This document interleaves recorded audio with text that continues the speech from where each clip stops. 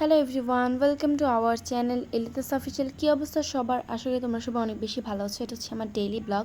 এখানে আমি আমার সবগুলো ফ্লাওয়ার ধুয়ে দিয়েছিলাম। অনেক দিন যাবত এগুলো ভাবছিলাম ধুয়ে দিব। সকালেই খেয়েছিলাম পরোটা অ্যান্ড হচ্ছে চা, কারণ চা আর পরোটা এটা আমার সকালবেলা অনেক বেশি ফেভারিট। তারপর খেয়েছিলাম পেঁপে আর ড্রাগন। এখানে আমি আর আমার আম্মু যাচ্ছিলাম বাইরে একটু দরকারে। এখানে গাড়ির জন্য ওয়েট করছিলাম।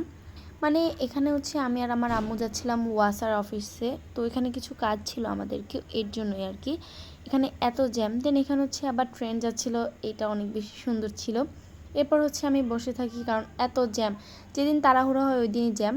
তো এখানে হচ্ছে আমি একটা কম্পিউটারের দোকানে গিয়েছিলাম একটা ফটোকপি করানোর জন্য। আম্মু কি যেন একটা পেপার ফটোকপি করিয়ে নিয়েছে। এই তো আমরা ওয়াসার অফিসে চলে আসি। এখানে আমরা বেশ অনেকক্ষণ কাজ করে দেন হচ্ছে বাসার উদ্দেশ্যে রওনা দিই। মানে এখানে হচ্ছে অফিস থেকে বের হচ্ছিলাম আর কি। এটা হচ্ছে গিয়ে অফিসের বাইরের পার্ট। দেন এখান থেকে আম্মু আমাকে একটা ডাব কিনে দেয়। বাহিরে তখন অনেক বেশি রোদ উঠছিল, মানে অনেক গরম পড়তেছিল, এর জন্য আর কি আম্মু আমাকে ডাব কিনে দেয়। তারপর হচ্ছে এই হচ্ছে পানির ট্যাঙ্কি, মানে অফিসের উপরে পানির ট্যাঙ্কি। তারপর হচ্ছে ডাবের শ্বাস খেয়েছিলাম। এই তো আমরা আবার গাড়িতে উঠে চলে যাই, মানে বাসার উদ্দেশ্যে রওনা দিই। তো আসার সময় কোনো জ্যাম ছিল না, আর আসার সময় বৃষ্টি পড়তেছিল। বাসায় এসে খেয়েছিলাম আমরা।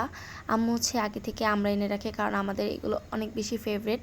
তারপর দুপুরে খেয়েছিলাম খিচুড়ি, কারণ ওই যে বললাম একটু বৃষ্টি বৃষ্টি ওয়েদার ছিল, তাই হচ্ছে আম্মু খিচুড়ি রান্না করেছিল, তো ওই খিচুড়িটা খেয়েছিলাম। তারপর খেয়েছিলাম একটা মোজো। দেন হচ্ছে গিয়ে এই চকলেট বিস্কুটটা, এটা অনেক বেশি মজা ছিল। তারপর হচ্ছে ক্রিম ব্রেড, এই রুটিটা খেয়েছি।